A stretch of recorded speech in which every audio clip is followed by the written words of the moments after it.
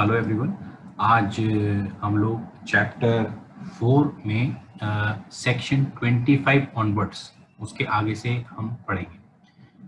तो मैं आपको थोड़ा रिफ्रेश करा दूं माइंड कि ये चैप्टर जो था ये ग्राम पंचायत के बारे में था और इसमें क्या क्या थी चीज़ें, ड्यूटीज थी, पावर्स थी और फंक्शंस थी और इसमें एडमिनिस्ट्रेशन था ग्राम पंचायत का।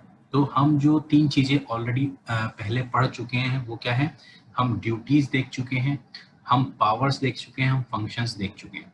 तो अब हमारा जो बचता है वो एडमिनिस्ट्रेशन का है। तो एडमिनिस्ट्रेशन यानी एडमिनिस्ट्रेशन जो ग्राम पंचायत का है वो किस तरीके से किया जाएगा उसको हमको यहाँ पे देखना है। तो एडमिनिस्ट्रेशन जो होता है, कहने का मतलब रोजमर्रा का जो काम होता है, तो उसके लिए क्या है, आपको कहीं ना कहीं लोगों की जरूरत पड़ेगी। जब लोगों की जरूरत पड़ेगी तो आपको क्या है, उन लोगों का कहीं ना कहीं अपॉइंटमेंट या कहीं ना कहीं उन लोगों को आपको कहीं से लाना पड़ेगा। तो वही ये सब सेक्शंस जो हैं उसके बारे में बात करेंगे।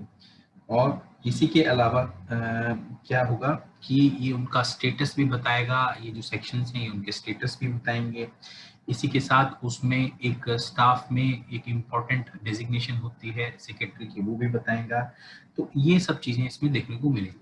तो हम पढ़ते हैं, स्टार्ट करते हैं सेक्शन नंबर 25 से। ये कहता है कि notwithstanding any act, rule, regulations, bylaws, judgment. कहने का मतलब ये है कि एक्चुअली क्या है, ये यहाँ पे और कुछ नहीं कहना चाह रहा। ये कहना चाह रहा है कि इन सब चीज़ों को आप नहीं ध्यान देंगे। जैसे कि कोई ऑर्डर है, जजमेंट है कोर्ट का, उसके नॉट विद स्टैंडिंग उसके उसको ना ध्यान देते हुए आप क्या करेंगे, स्टेट गवर्नमेंट क्या है, ये पावर किसके हाथ में, स्टेट गवर्नमेंट में है। तो स्टेट गवर्नमेंट क्या है, अपने एम्प्लॉयज जो हैं वो उनको ट्रांसफर कर सकती है कहाँ, यहाँ ग्राम पंचायत में।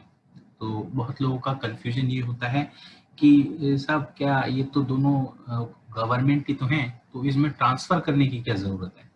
तो इसका आंसर ये है कि एक्चुअली क्या होता है, स्टेट गवर्नमेंट स्टेट पे एक गवर्नमेंट होती है, पंचायत जो होती है वो विलेज लेवल पे एक गवर्नमेंट होती है, सेंट्रल गवर्नमेंट जो होती है वो सेंटर पे गवर्नमेंट होती है। ठीक है। तो सेंट्रल गवर्नमेंट के लिए एक ऑर्गेनाइजेशन है जिसको यूपीएससी कहते हैं, जहाँ से आईएएस लोग निकलते हैं। ऐसी जो है आपका स्टेट पब्लिक सर्विस कमीशन होता है, तो उसमें से आपके कुछ एम्प्लॉयज निकलते हैं जो स्टेट के एम्प्लॉयज कहलाते हैं। लेकिन पंचायत का ऐसा कोई ऑर्गेनाइजेशन नहीं होता है। तो जब इसका नहीं होता है तो ये कहाँ से लाएगी एम्प्लॉयज, इसके एम्प्लॉयज कहाँ से आएंगे। तो यही यहाँ पे बात बता रखी है कि स्टेट गवर्नमेंट क्या करेगा, एक अपना जनरल या स्पेशल कोई भी ऑर्डर उसको इशू करेगा और वो जो एम्प्लॉयज जो पब्लिक सर्विस कमीशन के द्वारा चुने गए हैं उनको यहाँ पे ट्रांसफर कर देगा। ठीक है। अब यहाँ पे क्या होगा, उनको चलो ट्रांसफर तो हो गया है, और ट्रांसफर के बाद वो लोग यहाँ पे काम करने भी आ जाएंगे। तो जब वो यहाँ पे आएंगे तो वो ग्राम पंचायत में काम करने लगेंगे और इसी चीज को जो है, जब इस तरीके का कोई ट्रांसफर ऑर्डर किया जाएगा तो उसको स्टेट गवर्नमेंट के द्वारा नोटिफाई भी किया जाएगा। लेकिन अभी हम आगे देखेंगे, ये एक्चुअली ट्रांसफर करना तो आसान है, लेकिन कुछ इश्यूज होती हैं जो at the time of appointment, जब वो पब्लिक सर्विस कमीशन का वो लोग देके सेलेक्ट हुए होंगे तो उनके सपने होंगे कि हम स्टेट गवर्नमेंट के एम्प्लॉयज बनेंगे, उनकी अलग कुछ टर्म्स एंड कंडीशंस जो थी उनके साथ एग्री करी गई होंगी। तो यहाँ पे अभी हम आगे देखेंगे कि उन टर्म्स एंड कंडीशन का क्या होगा। एक आप कहीं ना कहीं स्टेट पे एक हायर पोजीशन पे आप थे, तो आपको क्या पंचायत जो है एक लोअर पोजीशन पे भेज दिया, उससे क्या फर्क पड़ेगा। तो जो है हम ये देखेंगे आगे क्या फर्क पड़ेगा। मैं आपको थोड़ा सा जनरली बता देता हूँ, तो कोई फर्क नहीं पड़ेगा, टर्म्स एंड कंडीशंस वही रहेंगी जो उन्होंने जब जिस टाइम वो अपॉइंट हुए थे उस टाइम पे थी, सेम सब चीजें रहेंगी, कोई फर्क नहीं पड़ेगा। सिर्फ उनका ट्रांसफर स्टेट गवर्नमेंट में के जगह, वहां उसके एम्प्लॉय होने के जगह ग्राम पंचायत के एम्प्लॉय बन जाएंगे। ठीक है। ये बन जाएंगे जब ग्राम पंचायत में ट्रांसफर हो जाएगा तो इनका क्या सुपरविजन और कंट्रोल, देखो पहले क्या था जब वो स्टेट सर्विसेज में थे तो सुपरविजन और कंट्रोल स्टेट गवर्नमेंट का था। अब क्या है, अब ये ट्रांसफर होकर ग्राम पंचायत में आ गए हैं तो इनका सुपरविजन और कंट्रोल किसके हाथ में चला गया, ग्राम पंचायत का। लेकिन मैंने जैसे आपको पहले बताया इनकी टर्म्स एंड कंडीशंस जो हैं वो क्या है, राइट्स और प्रिविलेजेस जो हैं, रिटायरमेंट बेनिफिट्स जो हैं, प्रमोशन जो है, जो इससे पहले चला आ रहा था ट्रांसफर में, वो कहते क्या है, वो जो है वो सेम रहेगा, उसमें कोई चेंज नहीं होगा।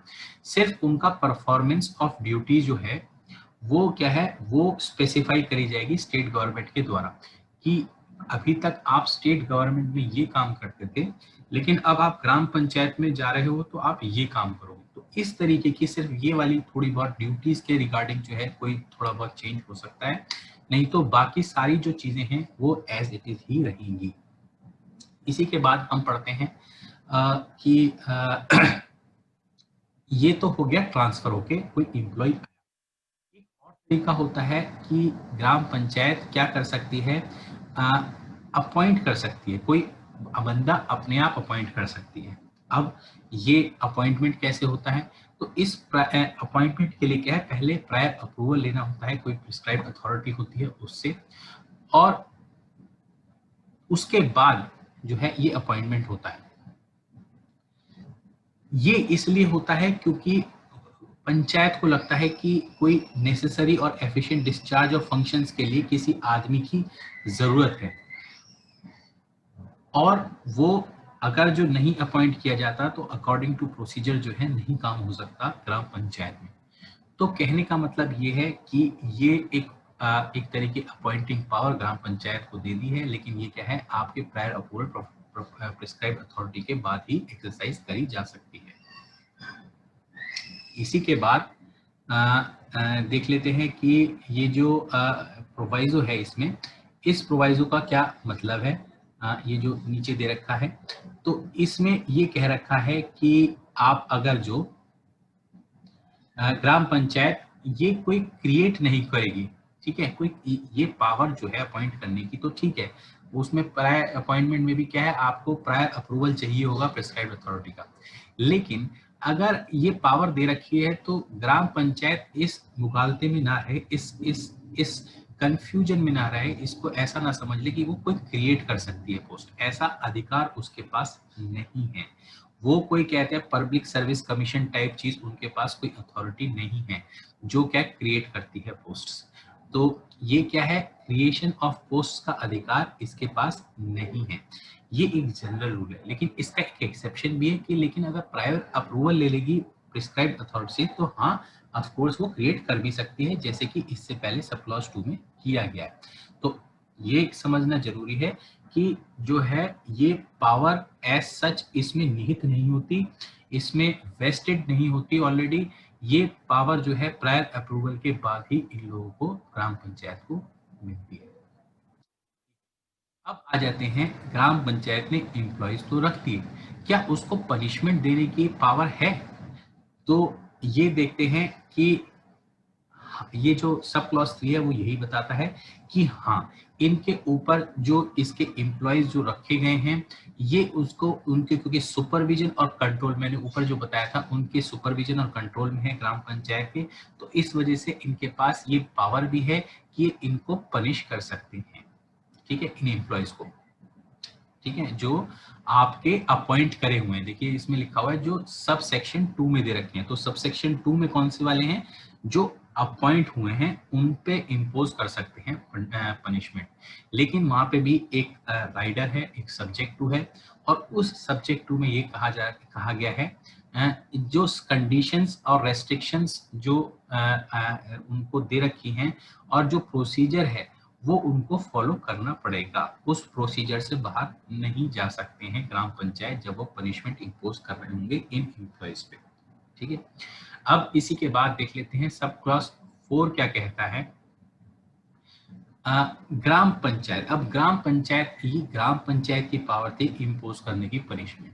तो ग्राम पंचायत तो एक बॉडी है, क्या है, एक बॉडी, एक इंस्टीट्यूशन है, वो तो एज सच अपने आप किसी को वो नहीं कर सकता है पनिश, तो क्या है, वो किसके माध्यम से काम करेगा, जो ग्राम पंचायत है वो डेलीगेट कर सकता है ये पनिशमेंट की पावर किसके पास, प्रधान के पास या किसी कमेटी के पास। जो कमिटीज होती हैं, अलग अलग कमिटीज बनाई जाती हैं इसमें, उनको डेलीगेट कर सकती है ये ग्राम पंचायत ऐसी पावर, ठीक है।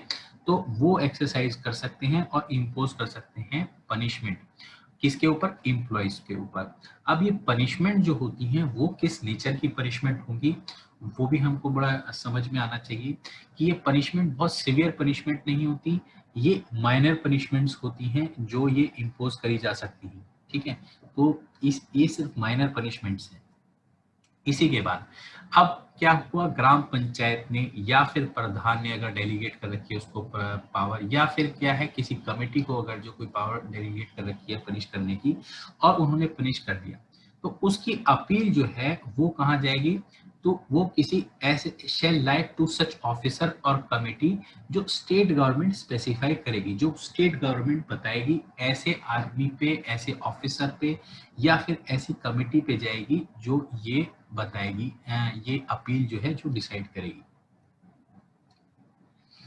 इसी के बाद हम देख लेते हैं कि प्रिस्क्राइब अथॉरिटी जो है, अब ये क्या हुआ, एक बार एम्प्लॉय आ गया, ट्रांसफर होके आया या अपॉइंट होके आया, अब वो क्या है, ग्राम पंचायत का स्टाफ बन गया है। अब वो ग्राम पंचायत का जब स्टाफ बन गया है, अब जो पावर होंगी ट्रांसफर करने की वो किसके पास होंगी, तो एक बार जब वो स्टेट में था, जब स्टेट सर्विसेज में था, तो सारी पावर्स किसके पास थी, स्टेट गवर्नमेंट के पास थी ट्रांसफर करने की। इसी वजह से उन पावर के तहत ही उसको ग्राम पंचायत ट्रांसफर किया गया था। यहाँ जहाँ जब ट्रांसफर करना है, एक बार आदमी ग्राम पंचायत में आ गया, वहां का एम्प्लॉय बन गया, अब ट्रांसफर करने की पावर किसकी है, तो यहाँ ट्रांसफर करने की पावर किसकी है, प्रिस्क्राइब अथॉरिटी की, ठीक है। तो वो भी कहते हैं एक लिमिटेड पावर है, ठीक है। वो कहाँ ट्रांसफर कर सकती है इस एम्प्लॉय को, विद इन सेम डिस्ट्रिक्ट, उसी डिस्ट्रिक्ट में किसी दूसरी पंचायत में ट्रांसफर कर सकती है, ठीक है।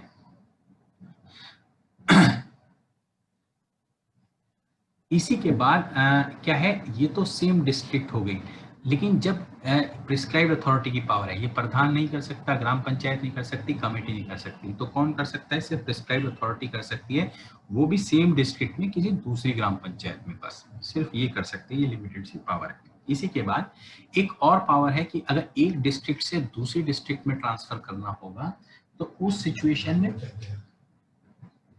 उसी सिचुएशन में आपका जो है पावर किसके पास होगी, स्टेट गवर्नमेंट के पास पावर होगी या सच अदर ऑफिसर के पास पावर होगी कि क्या है, एक डिस्ट्रिक्ट से दूसरी डिस्ट्रिक्ट में ट्रांसफर करे। तो कहने का मतलब ये पावर बची रह गई किसके पास, स्टेट गवर्नमेंट या सच अदर ऑफिसर के पास, कि अगर एक स्टेट से एक डिस्ट्रिक्ट से दूसरे डिस्ट्रिक्ट में ट्रांसफर करना, ये थोड़ी बड़ी पावर है, तो ये वाली पावर स्टेट गवर्नमेंट की उसके हाथ में बची रहेगी। तो ये थोड़ा सा आपको यहाँ ध्यान रखना पड़ेगा, थोड़ा सा फर्क है। इसके बाद न्याय पंचायत जो है क्या कर सकती है, न्याय पंचायत, देखिए मैंने आपको बताया था ये इंस्टीट्यूशन जो ग्राम पंचायत है, इसी के साथ साथ उसी पंचायत में एक न्याय पंचायत भी होती है, तो ग्राम पंचायत के साथ एक न्याय पंचायत भी होती है। तो न्याय पंचायत के पास भी कैसी सिमिलर पावर होती है अपॉइंटमेंट की, कैसे देख लेते हैं कि न्याय पंचायत भी प्रीवियस अप्रूवल के बाद प्रीवियस अप्रूवल किसका, प्रिस्क्राइब अथॉरिटी का, प्रिस्क्राइब अथॉरिटी का जब प्रायर अप्रूवल मिल गया तो अपॉइंट कर सकती है अपना स्टाफ, ठीक है। अब ये एक इम्पॉर्टेंट चीज है, वहां पे मैंने आया बताया था कि सुपरविजन और कंट्रोल, जब ग्राम पंचायत में कोई चीज आपकी कोई स्टाफ आया है कहीं से ट्रांसफर होके, तो वो सुपरविजन और कंट्रोल में किसके रहता था, वो सुपरविजन और कंट्रोल में ग्राम पंचायत की ही रहता था। लेकिन यहाँ पे क्या है, एक एम्प्लॉय जो इन्होंने अपॉइंट किया है, ये किसके कंट्रोल में रहेगा, ये administrative control of the prescribed authority रहेगा, ठीक है। और इस एडमिनिस्ट्रेटिव कंट्रोल जो है, इसमें क्या होगा, ट्रांसफर करने की पावर होगी, पनिश करने की पावर होगी, सस्पेंड करने की, डिस्चार्ज करने की और डिसमिस करने की। तो यहाँ पे ये भी देख लीजिएगा कि ये पनिश करने का जो पावर है, जो वहां पे पावर किसके पास थी, ग्राम पंचायत के पास पावर थी, वो जो है इसके हाथ से निकाल के न्याय पंचायत के इसको प्रिस्क्राइब्ड अथॉरिटी को दे रखी है। तो कहने का मतलब एक तरीके से अगर जो हम थोड़ा सा डिड्यूस करें तो न्याय पंचायत को कंपैरेटिवली कम पावर्स हैं अपने अपॉइंटेड स्टाफ पे इन कंपैरिजन टू ग्राम पंचायत। क्यों? क्योंकि ग्राम पंचायत क्या है, पनिश कर सकता है, लेकिन न्याय पंचायत पनिश नहीं कर सकती है। तो ये इंपॉर्टेंट चीज है, इसको थोड़ा सा ध्यान रखें, कभी ऑब्जेक्टिव क्वेश्चंस बन सकता है इससे भी। इसी के बाद जैसे अपील वहां लाई करी थी, ग्राम पंचायत ने कोई पनिशमेंट दी थी, तो यहाँ जो अपील लाई करेगी वो किसके पास करेगी, ये भी हम देख लेते हैं कि यहाँ अपील जो है प्रिस्क्राइब्ड अथॉरिटी के पास जाएगी। ठीक है, ये प्रिस्क्राइब्ड अथॉरिटी जो है ये अपील जो है, जो प्रिस्क्राइब्ड अथॉरिटी ने जो डिसीजन दी है उसकी अपील किसके पास जाएगी, authority appointed by the state government. कोई अथॉरिटी अपॉइंट कर रखी होगी स्टेट गवर्नमेंट ने, तो उसके पास जाएगी। यहाँ थोड़ा सा देखो ध्यान देने वाली बात है कि ये भी जो है आपका थोड़ा अलग सा प्रोविजन है, क्योंकि वहां जो अपील गई थी वहां किसके पास गई थी, आपको अगर जो हम रिकॉल करें कि वहां जो अपील गई थी वो सच ऑफिसर या कमेटी के पास गई थी जो स्टेट गवर्नमेंट ने बैठाया था। हाँ, क्या है यहाँ पे थोड़ी पोजीशन डिफरेंट है, क्योंकि यहाँ पे जो वहाँ के कंपैरिजन में यहाँ कोई अथॉरिटी है जो अपॉइंट करी गई है, और अथॉरिटी है और वहाँ क्या था, वहाँ पे आपके पास एक सच ऑफिसर या कमेटी थी। ठीक है, तो ये भी एक डिफरेंस है जो हमको ध्यान रखना पड़ेगा कि ये एक दोनों में कंपैरिजन में न्याय पंचायत और अगर ग्राम पंचायत के हम अपॉइंटिंग पावर्स में देखें तो अपील लाए कहाँ करेगी, तो ये अलग अलग चीजें हैं। तो ये भी ध्यान रखने वाली बात है जो हमको ध्यान रखनी है। तो ये भी दोनों में एक डिफरेंस है। इसी के बाद हम देखते हैं सेक्शन नंबर 25A। तो सेक्शन नंबर 25A जो है ये एक इम्पॉर्टेंट सेक्शन है, क्योंकि ये एक क्या है, इम्पॉर्टेंट ऑफिस बियरर होता है। एक्चुअली क्या होता है, इसके सिग्नेचर के बिना क्या कोई भी काम नहीं होता है। तो सेक्रेटरी जनरली कहीं पे सेक्रेटरी जो होता है ये एक इम्पॉर्टेंट पर्सन होता है जिसका बहुत इम्पोर्टेंट रोल होता है हर ऑर्गेनाइजेशन में, और जिसके सिग्नेचर के बिना कोई काम नहीं होता है। तो इसमें क्या होता है, आपको स्टेट गवर्नमेंट बड़ी चालाक होती है, या सच ऑफिसर या अथॉरिटी जो भी है जिसको भी पावर मिली हुई है, ये क्या करेगा, ये अपॉइंट करेगा सेक्रेटरी। सेक्रेटरी का अपॉइंटमेंट क्या होता है, वो क्या जाता है स्टेट गवर्नमेंट या ऑफिसर या अथॉरिटी। यानी कहने का मतलब सेक्रेटरी का अपॉइंटमेंट ग्राम पंचायत नहीं करती है। एक्चुअली क्या होता है, इनको स्टेट गवर्नमेंट को या इनको जो सच ऑफिसर या अथॉरिटी को, इनको अपना एक खबरी चाहिए होता है कि भाई कोई हम ये पंचायत जो है ये ऐसा खेल ना बना दे कि क्या है, ये सारा का सारा कंट्रोल जो है वो ऐसे इलेक्टेड आदमियों के हाथ में चला जाए। इसी वजह से क्या होता है कि सेक्रेटरी जो है वो अपॉइंट किया जाता है, और वो अपॉइंट करने की अथॉरिटी भी क्या है, स्टेट गवर्नमेंट की रहती है। ये एक तरीके का सेफ गार्ड है कि ऐसा ना हो कि पूरे के पूरे इंस्टीट्यूशन पंचायत पे ये इलेक्टेड आदमी कब्जा कर ले। और इवन इसलिए भी होता है, थोड़ा सा ऑब्जेक्ट ये भी होता है कि इनको क्या पंचायत की जो सारी वर्किंग है, जो एग्जीक्यूशन ऑफ वर्क है, उसमें क्या है आपकी स्टेट गवर्नमेंट की से हो। ऐसा ना हो कि ये प्रधान जो इलेक्टेड आदमी है ये अपने मन से सारे काम करें और उसका ग्राम पंचायत का ये बंटादार कर दें, ऐसा नहीं। तो एक आदमी सेक्रेटरी लेवल का होता है जो अपॉइंट स्टेट गवर्नमेंट के द्वारा या सच ऑफिसर या अथॉरिटी द्वारा किया जाता है। और कहाँ से किया जाता है, जो उसके एम्प्लॉयज हैं उनमें से किया जाता है। ठीक है, तो ये सेक्रेटरी अपॉइंट हो जाता है। उसके के बाद क्या है आपका, देखते हैं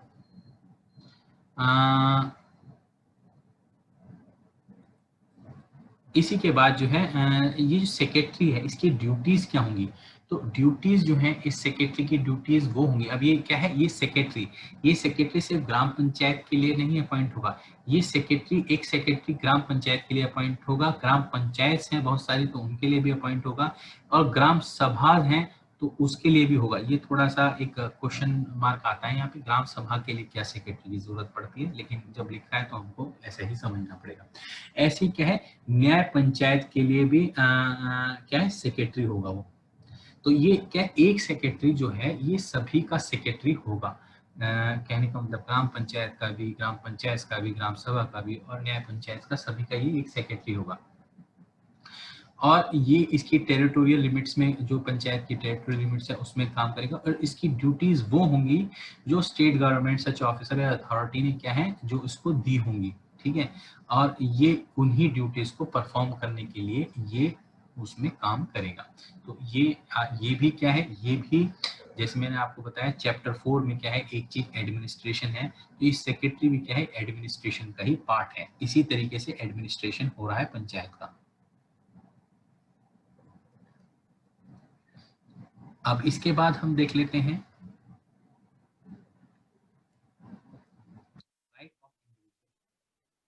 ये इम्पोर्टेंट है। ये क्या है, ये थोड़ा सा आप यहाँ देखेंगे कि ये इम्पोर्टेंट क्यों है, तो इसको मैं यहाँ पे लिख देता हूँ।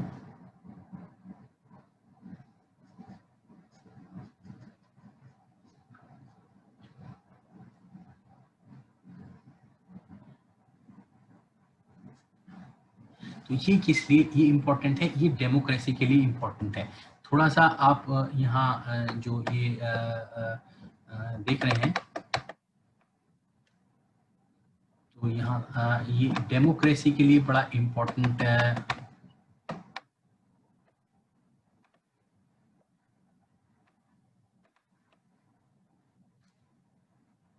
इसको अभी दोबारा से मैं लिख लेता हूँ, थोड़ा सा लिखने में ये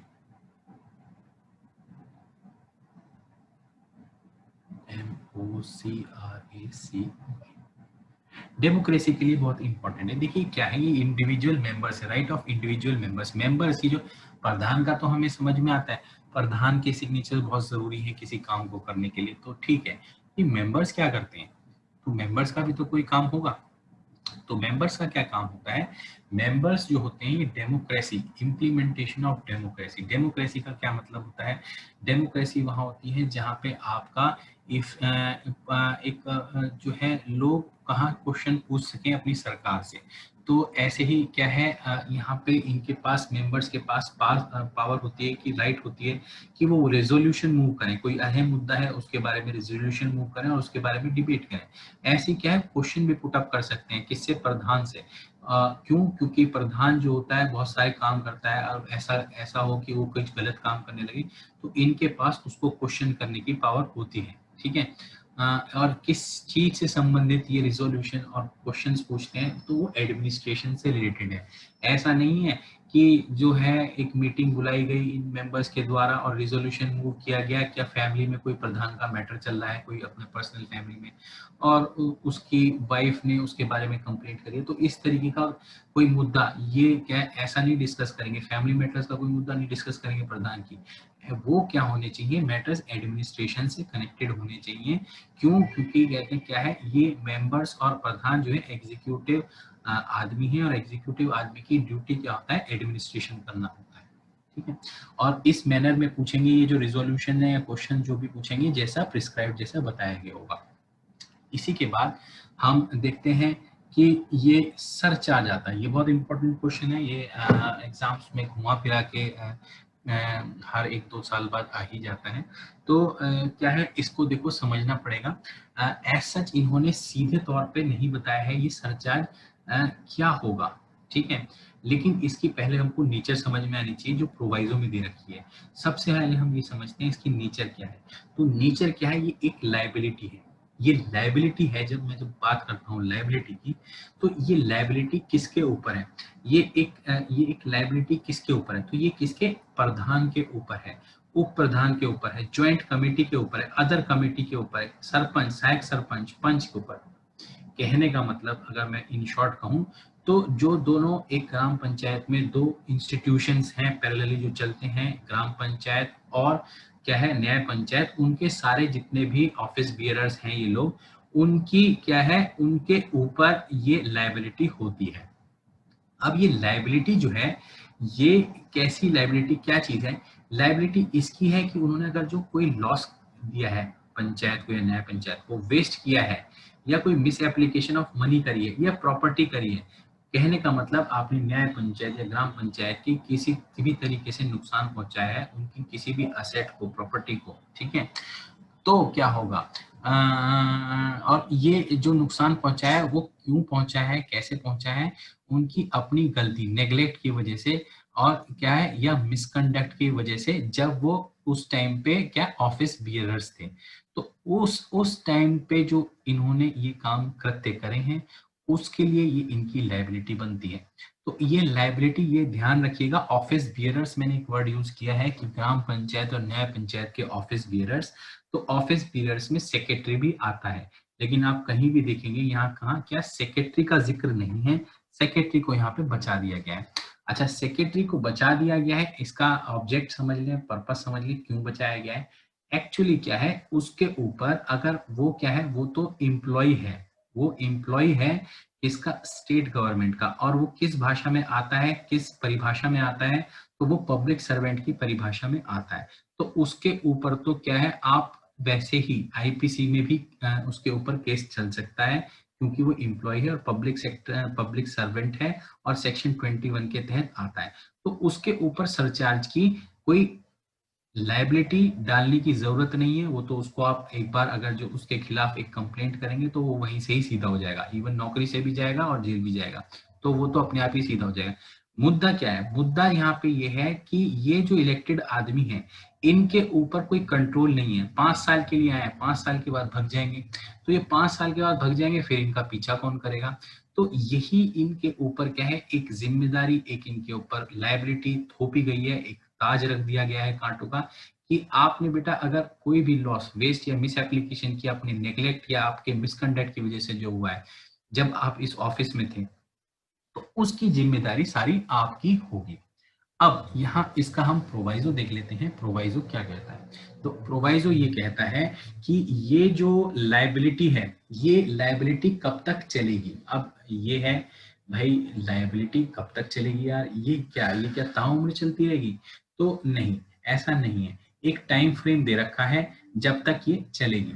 तो ये क्या है, जब इन्होंने ये काम किया है, अब जब भी इन्होंने ये लॉस, वेस्ट या मिस एप्लीकेशन जो प्रॉपर्टी या मनी का किया है, ये अगर जो आपका जब भी ये ऑफिस है, ठीक है, जब भी इस ऑफिस में पकड़ में आए कि जिस डेट से किया है, अगर ये डेट पकड़ में आ जाती है तो जिस दिन वो अकर हुई है उससे 10 साल, और दूसरा ऑल्टरनेट क्या है, जिस दिन से ये लॉस और ये मिस एप्लीकेशन है ये तब तक भी चल सकती है जब आपने क्या है, आपने जब आप ऑफिस में हो और आप ऑफिस छोड़ने के बाद 5 साल तक, कहने का मतलब आप जो है ये पंच, सरपंच ये वगैरह आप हट गए और उसके बाद अगले 5 साल तक चल सकती है। तो मोटे तौर पे या तो 10 साल या 5 साल, 10 साल क्या कि जिस डेट को अकर हुई है उस तारीख से, और 5 साल उस दिन जिस दिन आप ऑफिस जो है आपने, जब आप cease to hold the office, यानी कि जब आपने ऑफिस को छोड़ दिया है तब से। तो ये दो आपको टाइम पीरियड्स ध्यान रखने पड़ेंगे जब तक कि ये सरचार्ज की लायबिलिटी, ये ताज कांटों का इनके सर पे रखा रहेगा। इसी के बाद हम देखते हैं कि जो ये होता है कि वसूला कैसे जाएगा, ये क्या है, ये सरचार्ज, ये लायबिलिटी जो है वसूली कैसे जाएगी। तो इस सरचार्ज की लायबिलिटी वसूलने का एक प्रोसीजर दिया गया है जिसमें प्रिस्क्राइब्ड अथॉरिटी जो है वो क्या करेगी, पहले तो फिक्स करेगी कितना अमाउंट ऑफ सरचार्ज, यानी कितनी लायबिलिटी इन लोगों की बनती है, ठीक है। उसके बाद एज पर प्रोसीजर वो क्या, एक सर्टिफिकेट इशू करेगा प्रिस्क्राइब्ड अथॉरिटी कि हाँ इतने की लायबिलिटी सरचार्ज इनके सर पर है। उसी के बाद वो जो सर्टिफिकेट है किसको, कलेक्टर को भेज देगा। अब ये कलेक्टर जो है उसको सर्टिफिकेट को देखेगा, समझेगा कि हाँ भाई इस फला फला आदमी पे ये इतने पैसे सरचार्ज के नाम के लायबिलिटी है। तो फिर वो क्या है, अपनी जो भी है, जो भी इंक्वायरी, जो भी सेटिस्फेक्शन करना है वो करेगा। जब वो सेटिस्फेक्शन वगैरह कर लेगा और कहते हैं उसको सेटिस्फाइड हो जाएगा पूरा अच्छी तरीके से कि हाँ ये बिल्कुल ठीक बना के भेजा है प्रिस्क्राइब अथॉरिटी ने, तब उसको क्या है, वो उसको पैसे को वसूलेगा इन आदमियों से। और वो कैसे वसूलेगा, वो एरियर्स ऑफ लैंड रिवेन्यू की तरह वसूलेगा। ये इसका एक प्रोसीजर है। फिर हम देख लेते हैं कि भाई ऐसा होता है कि हो सकता है प्रिस्क्राइब्ड अथॉरिटी ने क्या किया हो, एक गलत ऑर्डर पास कर दिया हो, उसने फैक्ट्स ना देखे हो, उसने बहुत सारी चीजें मिस कर दी हो। तो अगर कोई आदमी इस तरीके के ऑर्डर से एग्रीव्ड होता है तो उसके पास एक रेमेडी है जो वो एक्सरसाइज कर सकता है, और वो ये रेमेडी होती है कि विद इन 30 दिन इस ऑर्डर के वो क्या करेगा, एक अपील फाइल करेगा। और अपील किसको फाइल करेगा, प्रिस्क्राइब्ड अथॉरिटी के ऑर्डर के अगेंस्ट। ये अपील जो है स्टेट गवर्नमेंट और such appellate authority as may be prescribe. तो कहने का मतलब ये अपील स्टेट गवर्नमेंट पे करी जाएगी, अपीलेट अथॉरिटी पे करी जाएगी, और टाइम पीरियड लिमिटेशन कितना होगा, with in 30 days of such order. फिर हम देखते हैं कि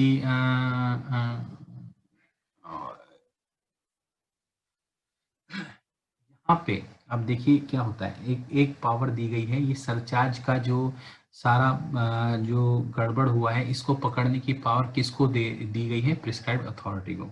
सोचो प्रिस्क्राइब्ड अथॉरिटी ने किसी कारणवश, हो सकता है शायद वो मिलीभगत हो किसकी, प्रिस्क्राइब्ड अथॉरिटी पैसे वैसे लेके उसके खिलाफ कोई कार्रवाई ना करे। तो एक एग्जांपल ऐसे ही मैंने बताया। तो प्रिस्क्राइब्ड अथॉरिटी अगर जो इस तरीके का सरचार्ज जो है वो नहीं, लाइबिलिटी जो है इस तरीके की लाइबिलिटी उनके ऊपर इम्पोज नहीं करती है, तो क्या ये लोग बच के निकल जाएंगे? तो ऐसा नहीं है। तो क्या है, इनकी लाइबिलिटी जो है फिर भी क्या है, बनी रहेगी। और स्टेट गवर्नमेंट क्या है, इनके ऊपर क्या करेगी, इंस्टीट्यूट कर देगी सूट फॉर कंपेंसेशन वेस्ट और मिस एप्लीकेशन।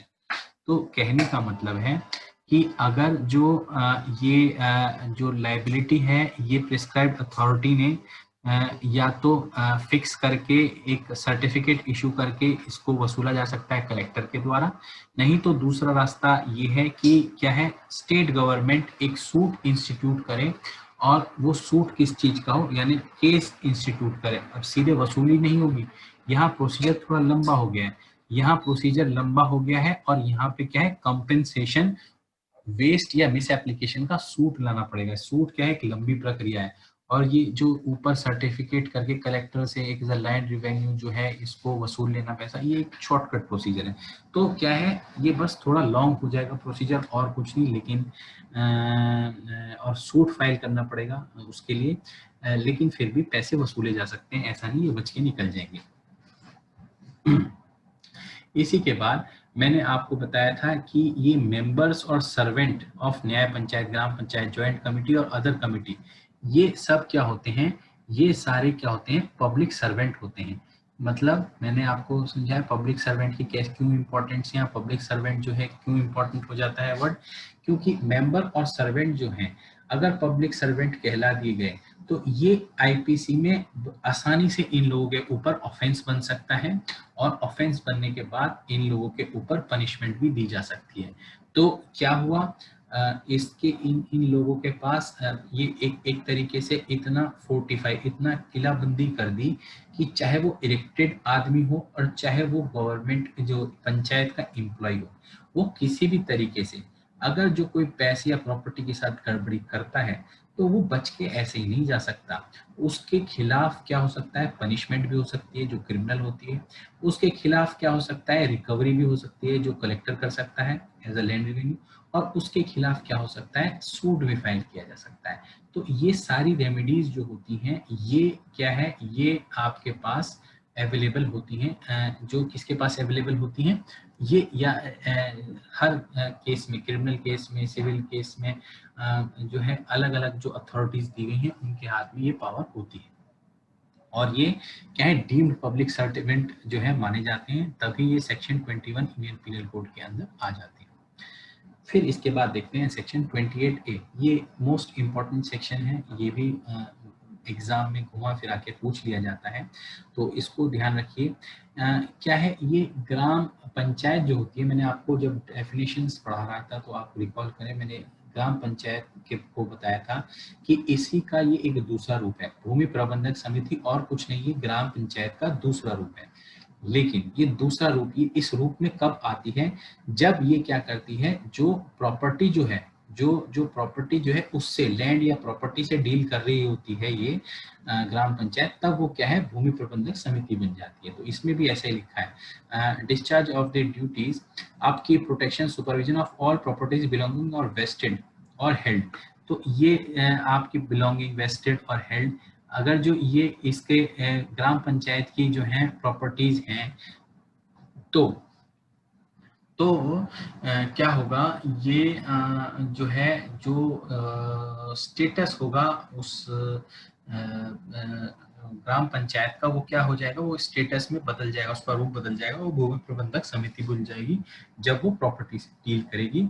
जो ग्राम पंचायत की प्रॉपर्टी होगी, चाहे वो वेस्टेड हो, उसने हेल्ड कर रखी हो, चाहे वो उसको बिलोंग करती हो, कैसी भी प्रॉपर्टी हो, ठीक है।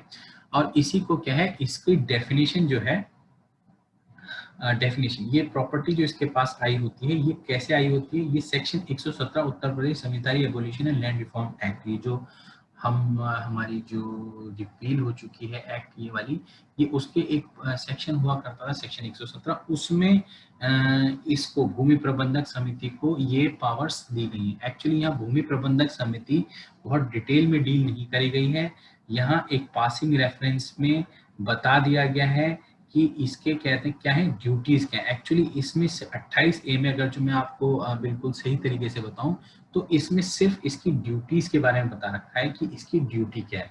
तो अगर क्वेश्चन आता है कि ड्यूटीज ऑफ भूमि प्रबंधक समिति, तो वो हम 28A लिखेंगे आंसर।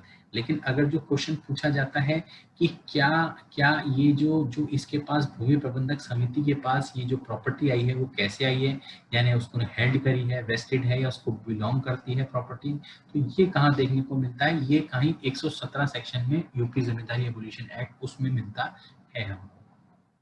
इसी के बाद मैंने जब आपको बताया कि ग्राम पंचायत का ही दूसरा रूप भूमि प्रबंधक समिति है, तो इसमें एक और निकल के बात आती है, जब ग्राम पंचायत का चेयरमैन प्रधान होता है, तो भूमि प्रबंधक समिति का भी चेयरमैन कौन होता है, आपका प्रधान ही होता है, ठीक है।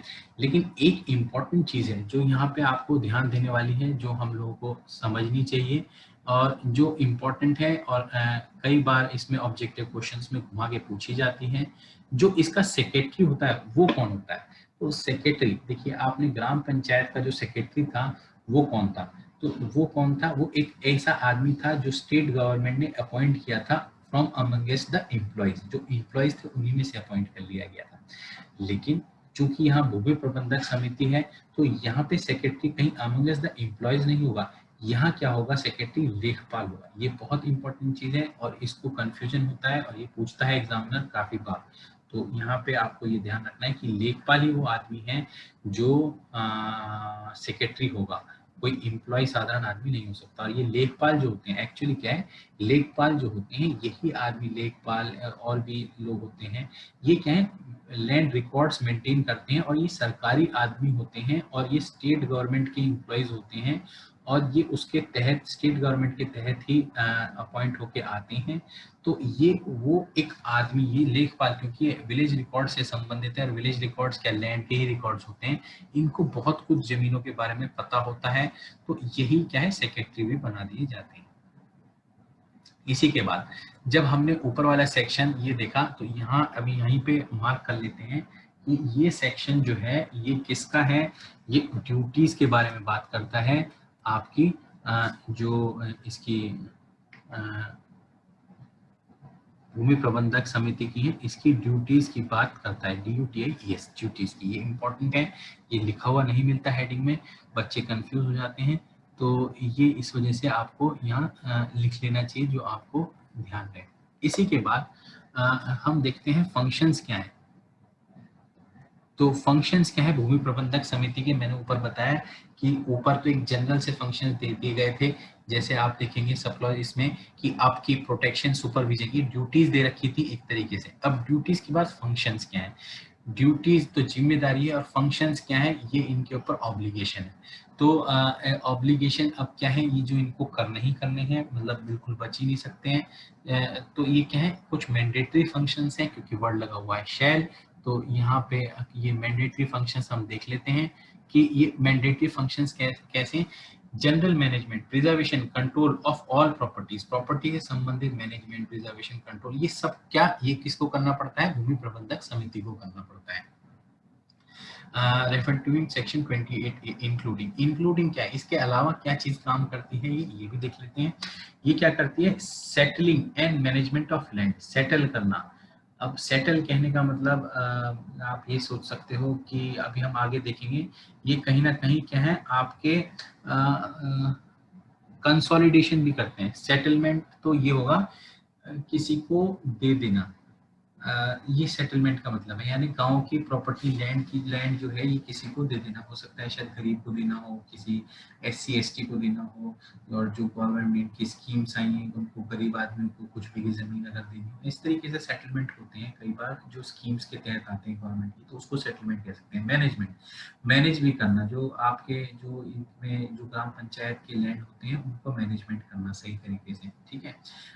लेकिन ये क्या है, इनके पास ट्रांसफर करने की पावर नहीं होती, ये ट्रांसफर नहीं कर सकते, इतनी ज्यादा पावर इनको नहीं दिया। अगर जो इस तरीके की पावर इनको दी जाती भूमि प्रबंधक समिति, तो ग्राम प्रधान जो है वो लेखपाल के साथ मिलके सब कुछ बेच खाता।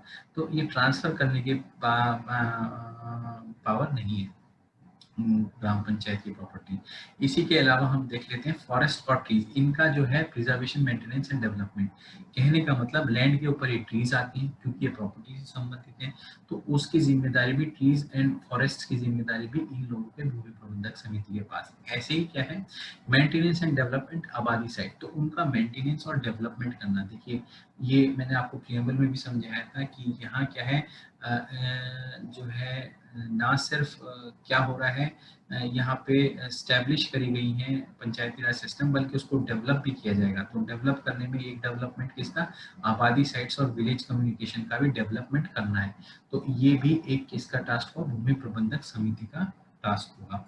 और विलेज कम्युनिकेशन, विलेज की कम्युनिकेशन के लिए भी इनका मेंटेनेंस और डेवलपमेंट करना, यही इनका काम होगा। ऐसी हट्स, बाजार और व्हील्स जो हैं वो भी कौन लगवाएगा, उनका मैनेजमेंट कौन करेगा, वो भी यही लोग भूमि प्रबंधक समिति करेंगे। अब ये हट्स, बाजार, व्हील्स क्या होते हैं, जमीन पे लगते हैं। जमीन जो होती है ये किसके कंट्रोल में, भूमि प्रबंधक समिति के। तो इस वजह से हट्स, बाजार और व्हील्स भी इनका मैनेजमेंट करना होगा इन्हें। फिशरीज और टैंक्स ये भी जमीन पे होते हैं, तो इनका मेंटेनेंस और डेवलपमेंट भी इसी भूमि प्रबंधक समिति के पास में होता है। और ये lending assistance in consolidation of holding, ये इंपॉर्टेंट है क्योंकि आपकी क्या है एक local law consolidation of holding act भी है। तो उसमें क्या है, ये भूमि प्रबंधक समिति, क्योंकि इसको गांव के सारे जो लैंड के टुकड़े हैं, चंक्स हैं, उनको उनके बारे में बहुत अच्छी तरीके से पता होता है। और ये क्या होते हैं, एक बेटर पोजीशन में होते हैं। कंसोलिडेशन ऑफ होल्डिंग जब हो रही होती है तो कंसोलिडेशन ऑफिसर को बताने की ज्यादा बेटर पोजीशन में होते हैं, क्योंकि इन्हें सारे लैंड्स के बारे में पता होता है गांव के। तो ये क्या करते हैं, उसको असिस्ट करते हैं। तो ये भी एक इम्पॉर्टेंट फंक्शन है, ठीक है। इसी तरीके से ये क्या करते हैं, conduct and prosecution of suits and proceedings against the gram panchayat relating and arising of the functions of समिति। तो जो भी सूट्स हैं और ये प्रोसिक्यूशन है जो इनके खिलाफ हुए हैं, ग्राम पंचायत के खिलाफ हुए हैं, तो उनका मतलब कि उनके ऊपर कोई आरोप लगे हैं फंक्शन से संबंधित, तो उनको भी कंडक्ट करना इसी भूमि प्रबंधक समिति का ही काम है। इसके अलावा देख लेते हैं कि कुछ फंक्शंस जो हैं इनको यूपी जावेदारी abolition and land reform act 1950 में भी क्या है असाइन करे गए, किसी मतलब गवर्नमेंट ने इसको दिए हैं, असाइन करे हुए हैं। तो ये ना सिर्फ यहाँ वाले फंक्शंस लेकिन वहाँ वाले फंक्शंस भी परफॉर्म करती है। तो आपको देखें, अगर आंसर लिखना होगा आपको, तो आंसर में अगर जो ये क्वेश्चन पूछा जाए कि फंक्शंस क्या है भूमि प्रबंधक समिति में, तो आप क्या है ये 28B सेक्शन 828B तो कोट करोगे ही करोगे, लेकिन आप क्या करोगे, आप UP zamindari abolition and reform act का भी मेंशन करोगे कि सारे फंक्शंस यहाँ नहीं है, कुछ functions UP zamindari and abolition land reform act में भी दे रखे हैं। तो उन फंक्शंस को और इन फंक्शंस को मिला के इनकी पूरे के पूरे फंक्शंस कंप्लीट होते हैं। इसके बाद जो है आई क्लॉज कहता है एनी अदर मैटर, कहने का मतलब एनी अदर मैटर खोल दिया, पूरा का पूरा खोल दिया कि भैया मैनेजमेंट, प्रिजर्वेशन एंड कंट्रोल, जो प्रिजर्वेशन कंट्रोल मैनेजमेंट से संबंधित हैं वो काम भी आप करोगे अगर जो आपको कहीं बताए जाते हैं, प्रिस्क्राइब किए जाते हैं। इसी के बाद हम देखते हैं कि ये जो है इसमें यही कह रखा है कि और इनके पास पावर्स क्या होती है। अब क्वेश्चन आ जाए कि भूमि प्रबंधक समिति के पास पावर्स क्या होती है, तो हमने क्या किया, ड्यूटीज पढ़ ली थी ऊपर, हमने यहाँ पे इसके फंक्शंस पढ़ लिए थे। हमने फंक्शंस ना सिर्फ 28B में है बल्कि UP zamindari abolition and land reform act में भी फंक्शंस हैं। और हम क्या है, पावर्स जो है वो भी हम देख रहे हैं। तो पावर्स कैसी हैं, इसमें पावर्स डिटेल में नहीं दी गई है कि भूमि प्रबंधक समिति की क्या पावर्स हैं। तो आपको पावर्स जो हैं यहाँ पासिंग रेफरेंस में ये बता दिया गया कि वो सारी पावर्स होंगी जो जो आपके जो पावर्स जो हैं ग्राम पंचायत के पास होंगे। अब ग्राम पंचायत, क्योंकि ये क्या है, ये उसका ग्राम पंचायत का दूसरा चेहरा ही तो है, तो पावर्स बताना कोई जरूरी नहीं समझा। यहाँ पे जो लेजिस्लेटर है उन्होंने कह दिया कि भाई जो पावर्स ग्राम पंचायत के पास है वही है। तुम जब दूसरा चेहरा हो उसका ग्राम पंचायत का, तो तुम्हें कोई बताने की पावर जरूरत नहीं है, जो ग्राम पंचायत के पास है वही तुम्हारी पावर्स है। इसी के बाद ये एक और यहाँ पे राइटर लगा दिया है कि भूमि प्रबंधक समिति जो भी फंक्शंस परफॉर्म करेगी वो क्या है, सब्जेक्ट टू किसके, UP zamindari and abolition land reform act 1950 के तहत करेगी। कहने का मतलब देखो, जो इसका भूमि प्रबंधक समिति की जो मेन जो एक्ट है जिसमें भूमि प्रबंधक समिति के बारे में ज्यादा डिटेल दे रखा है और जो डोमिनेटिंग एक्ट है वो यूपी ZAN-LR एक्ट है, ठीक है, और ना कि ये वाली ग्राम पंचायत ये जो पंचायती राज एक्ट है। ये पंचायती राज तो क्या है कि सिर्फ पंचायती राज क्या है, एक्ट है, कुछ बड़ी बड़ी चीजें बताता है। बारीक चीजों के लिए जब आपको देखना है, खासकर भूमि प्रबंधक समिति के फंक्शंस वगैरह अगर जो बहुत बारीकी से देखें तो यूपी ZAN-LR एक्ट आपको देखनी पड़ेगी। इसी के बाद क्या होता है, जो मेंबर्स हैं और ऑफिस बियरर्स हैं, अभी भूमि प्रबंधक समिति, देखो सबसे पैसे का जो सौदा है सबसे ज्यादा, आप ये देखिए सबसे क्रीमी डिपार्टमेंट जो है, सबसे क्रीमी आपका जो इंस्टीट्यूशन है ग्राम पंचायत में, वो क्या है, भूमि प्रबंधक समिति है। क्यों? क्योंकि वो लैंड से डील कर रही है, और लैंड क्या है, लैंड जो है बड़ा पैसे का सौदा है, और इतना पैसा ना ग्राम पंचायत में और न्याय पंचायत में तो कुछ पैसा है ही नहीं। तो क्या है यहाँ पे क्या है, इसी वजह से इनका एज अ सेफ गार्ड इनको ट्रांसफर करने की पावर भी नहीं दी गई है। लेकिन लेकिन क्या है, ये क्या है, ये आदमी इतना तेज होता है, ये जो मेंबर्स हैं ऑफिस बियरर्स जो होते हैं, मेंबर ऑफ ऑफिस बियरर्स जो होते हैं, ये बड़े तेज होते हैं। तो ये क्या है, लॉ को ट्विस्ट कर सकते हैं, और लॉ को ट्विस्ट करके क्या कर सकते हैं, ये तब भी उस लैंड से फायदा उठा सकते हैं। अब ये लॉ ट्विस्ट कैसे कर सकते हैं कि क्या है, ये क्या है, कॉन्ट्रैक्ट में आ जाए। अब कॉन्ट्रैक्ट में आ जाए, सोचो एक क्या किया, एक जो मेंबर था उसने ग्राम पंचायत और भूमि प्रबंधक समिति का जो मेंबर था उसने एक एग्रीमेंट किया, कोई कर लिया कि मैं ये जमीन का टुकड़ा बेचूंगा। अब सोचो अगर जो ये इस तरीके का कॉन्ट्रैक्ट कर ले, और ऐसी मुद्दा किसके पास, ये मुद्दा किसके पास आए, ये मुद्दा कोर्ट के पास जाए, ठीक है। तो क्या होगा, कोर्ट किसको एनफोर्स करेगा, भाई लीगल कॉन्ट्रैक्ट है, मेंबर ने कर रखा है तो वो एक लीगल कॉन्ट्रैक्ट है, उसको एनफोर्स करेगा। या फिर कहते हैं ये जो है कोर्ट क्या करेगा, कोर्ट कहेगा नहीं, ये एज पर रूल्स जो चलेंगे, हम तो रूल्स चलेंगे, जो एक्ट में प्रोविजंस दे रखे हैं आपको, हम तो उसके हिसाब से चलेंगे, और उसमें तो साफ साफ ये लिखा हुआ है कि आप किसी कॉन्ट्रैक्ट में नहीं घुस सकते हो। तो कोर्ट के पास बड़ी डिफिकल्ट सिचुएशन आ जाएगी कि एक लीगल कॉन्ट्रैक्ट एग्रीमेंट को एनफोर्स कराए या फिर इन प्रोविजंस को फॉलो करें। तो अभी हम आखिरी में देखेंगे, आखिरी में जो एंड नोट होगा वो यही बताएगा कि अगर ऐसी सिचुएशन आ जाएगी तो कोर्ट किसको तवज्जो देगा, प्रोविजंस को, जिसमें प्रोविजंस में प्रोहिबिट कर रखा है कि किसी कॉन्ट्रैक्ट में नहीं घुसेंगे। और इसी वजह से जो दूसरा जो रेमेडी है, जो कहते हैं एनफोर्समेंट ऑफ एग्रीमेंट है, अगर जो उसका क्वेश्चन आता है तो उसको कोर्ट एंटरटेन करने से मना कर सकता है। तो यहाँ पे क्या लिख रखा है, ये लिखा हुआ है कि नो मेंबर ऑफ और ऑफिस बियरर, कोई भी जब तक कि कलेक्टर की परमिशन इन राइटिंग नहीं होगी तो क्या नहीं करेगा, एक्वायर और अटेम्प्ट टू एक्वायर, एक्वायर भी नहीं करेगा और अटेम्प्ट टू एक्वायर भी नहीं करेगा। एक्वायर स्टिपुलेट फॉर और एग्री टू रिसीव और कंटिन्यू टू हैव हिमसेल्फ और थ्रू पार्टनर, ना खुद करेगा ना पार्टनरशिप के थ्रू करेगा। पार्टनरशिप ऐसा नहीं कि वो पार्टनरशिप करके बच जाएगा, या otherwise any share interest in licence lease sale exchange contract or of contract or employment. कहने का मतलब ये देखिए इंपॉर्टेंट है सारी चीजें, लाइसेंस नहीं करेगा, जमीन से संबंधित क्या है, कोई मतलब जमीन क्या है, आप ये देखिए कि किसी भी लाइसेंस से संबंधित कोई पार्टनरशिप या कोई शेयर नहीं रखेगा उसमें। जो भी कॉन्ट्रैक्ट करेगा वो किसी फर्म से करे, या फिर किसी पार्टनरशिप फर्म से करे, या फिर किसी कंपनी से करे, ऐसे नहीं करेगा। वो क्या है, मतलब आपको ब्रॉडली ये समझना है, ग्राम पंचायत और भूमि प्रबंधक समिति जहाँ उसका इंटरेस्ट अटैच हो, वो कोई भी उस इंटरेस्ट अटैच हो तो ड्यूअल कैपेसिटी में काम नहीं करेगा। कि यहाँ तो क्या है, वो लाइसेंस देने वाला हो एक तरफ, और जब वो जो दूसरी तरफ रिसीव करना उसमें भी उसका शेयर हो। तो ये जो है ड्यूअल स्टेटस में काम नहीं करेगा, और इसी ड्यूअल स्टेटस में अपने आप को ही लाइसेंस नहीं देगा, अपने आप को ही लीज नहीं देगा, अपने आप ही सेल नहीं करेगा, अपने आप एक्सचेंज कॉन्ट्रैक्ट और एम्प्लॉयमेंट नहीं लेगा। कहने का मतलब ये है कि अपनी पावर्स के तहत कोई फायदा नहीं उठाएगा। जो पावर्स इसको ग्राम पंचायत को रन करने के लिए दे रखी हैं, उनका फायदा नहीं उठाएगा, और उस फायदा उठा के अपने आप को ही फायदा नहीं पहुंचाएगा। इसके बाद एक प्रोवाइजो आता है, उसको देख लेते हैं।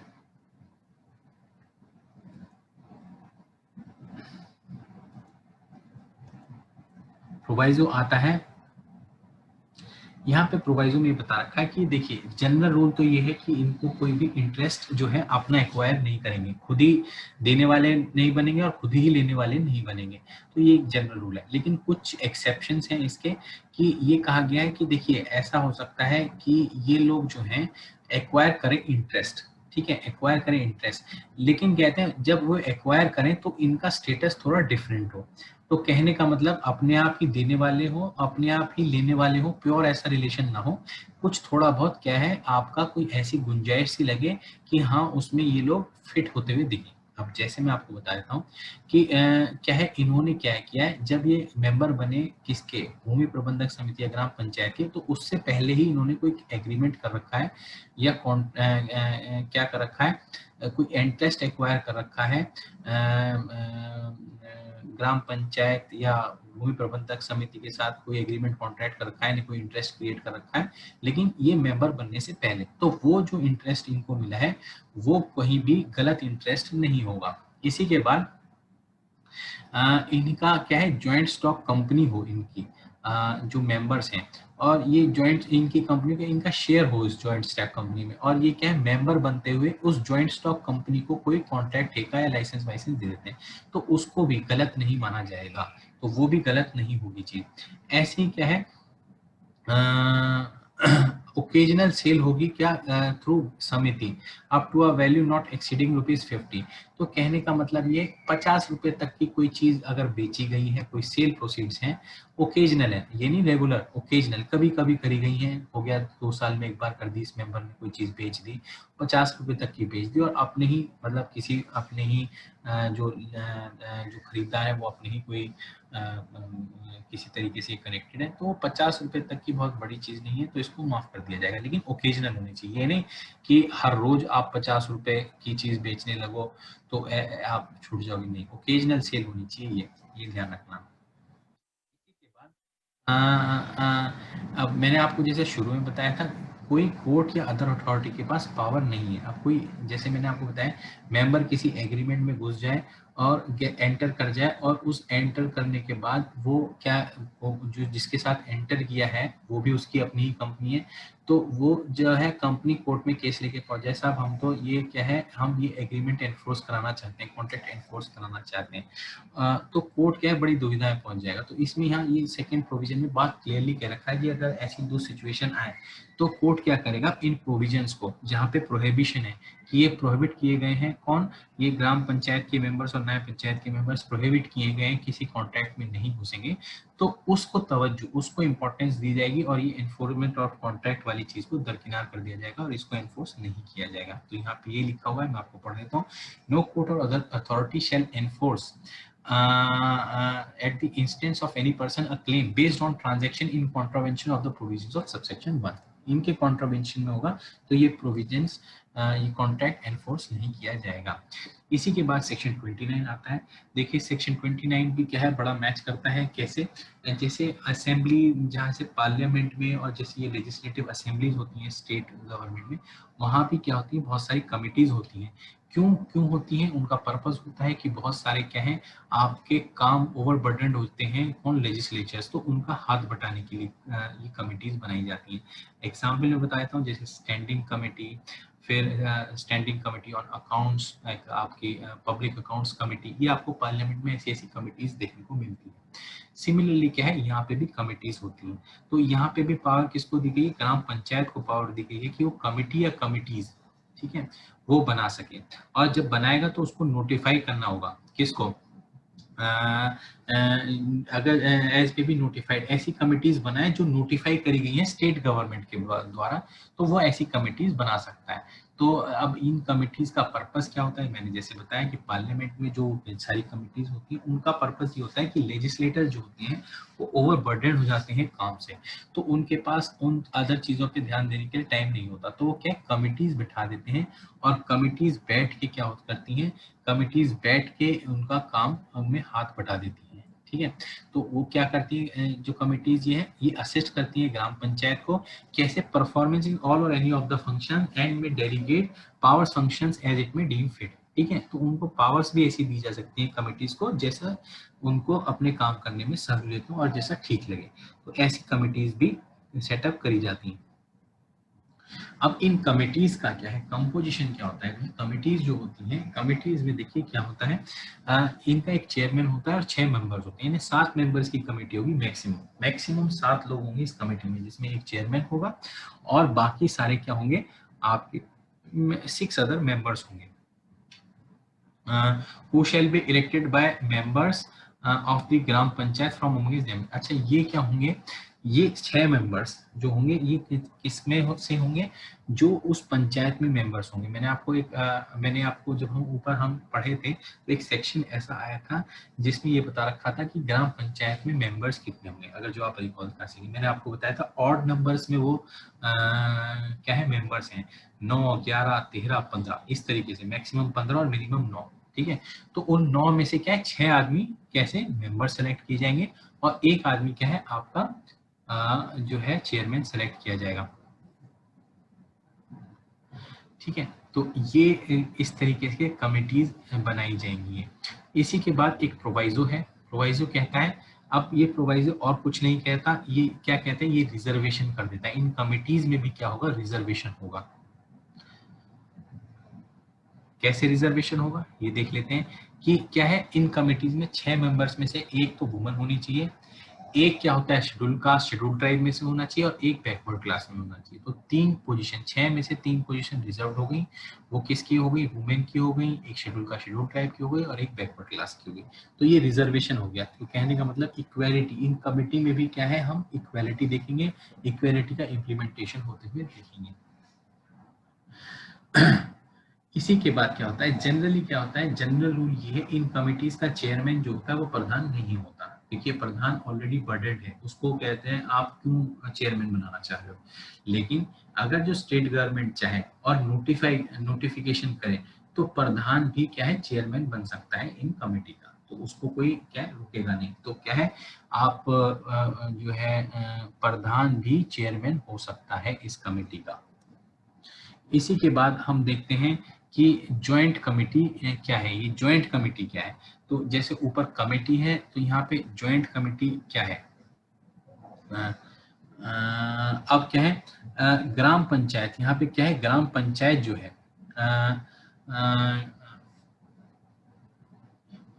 क्या है 2 और मोर ग्राम पंचायत, ये इंपॉर्टेंट है 2 और मोर ग्राम पंचायत। देखिए क्या है कमेटी, एक कमेटी जो बनती है वो किसकी बनती है, कमेटी तो होती है आपकी एक ग्राम पंचायत अपने लिए बनाए, लेकिन क्या जरूरी है कि एक ही ग्राम पंचायत कमेटी बनाए, ऐसा भी तो होता है कि बहुत सारी ग्राम पंचायत आपस में मिलकर कमेटी बनाए, तो ये इससे भी तो उन लोगों का बर्डन थोड़ा कम होगा। तो यहाँ पे इसी तरीके को बता रखा है कि एक या दो से ज्यादा जो ग्राम पंचायत हैं वो मिलके आपस में क्या कर सकती हैं, वो भी ज्वाइंट कमेटी बना सकती हैं।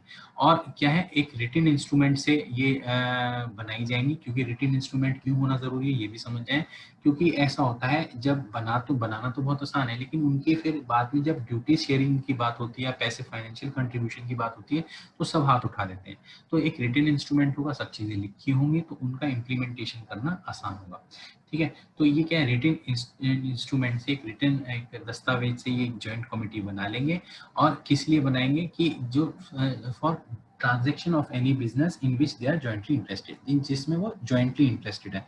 सोचो एक प्रोजेक्ट है, एक पुल बनाना है और वो पुल इतना लंबा है कि वो 6-7 गांव के ऊपर से निकल के जाना है, तो वो क्या है, वो 6-7 गांव के इसके लिए जॉइंट कमेटी आपस में बना लेंगे और उस पर फिर वो लोग और इफेक्टिवली काम करेंगे। और ये क्या है, ये एक बहुत स्पेशलाइज तरीका होगा काम करने का और बहुत ही अच्छा एक बहुत ही अच्छा तरीका होगा। इसी के बाद ये जॉइंट कमेटी को क्या है, डेलीगेट कर दी जाएंगी पावर,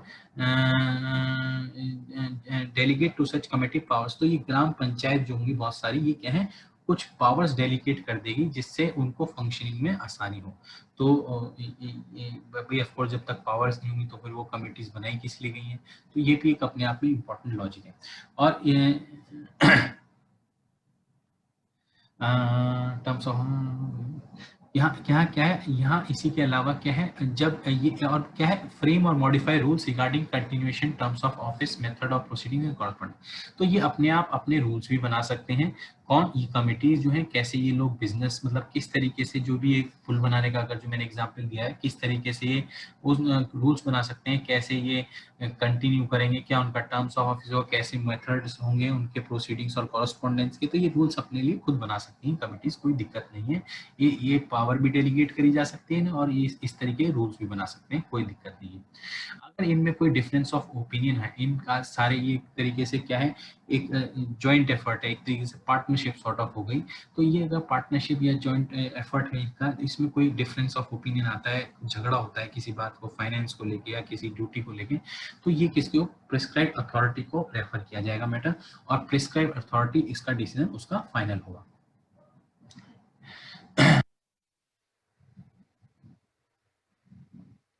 इसी के बाद जो है एक्चुअली ये इससे ऊपर वाला प्रोविजन जो था उसमें क्या है, जो कंसेंट थी, जो इच्छा थी, आप ये कह सकते हो, वो किसकी थी, दो ग्राम पंचायत खुद अपनी इच्छा से एक जॉइंट कमेटी बनाई, तो वो तो उनकी इच्छा हो गई। ये जो सब क्लॉज थे, यहाँ इच्छा किसकी है, यहाँ प्रिस्क्राइब अथॉरिटी की इच्छा है कि वो कह रही है कि अगर जो वो डायरेक्ट करती है, कोई डायरेक्शन देती है किसी ग्राम, दो या दो से ज्यादा ग्राम पंचायत को, क्योंकि देखो ऐसा है, आप अकेले आपके बस की काम करना नहीं है, आप एक काम करें, आप ज्वाइंट कमेटी बना, तो ज्वाइंट कमेटी बना लें और फिर इस काम को करें। तो इस तरीके से अगर कोई डायरेक्शन मिलती है प्रिस्क्राइब अथॉरिटी की तरफ से, तब भी क्या है, आपको एक ज्वाइंट कमेटी बनानी पड़ेगी, दो या दो से ज्यादा ग्राम पंचायत से। तो यहाँ पे हम लोगों का ये जो है चैप्टर 4 कंप्लीट होता है। तो आज के लिए इतना ही। Thank you and have a nice day.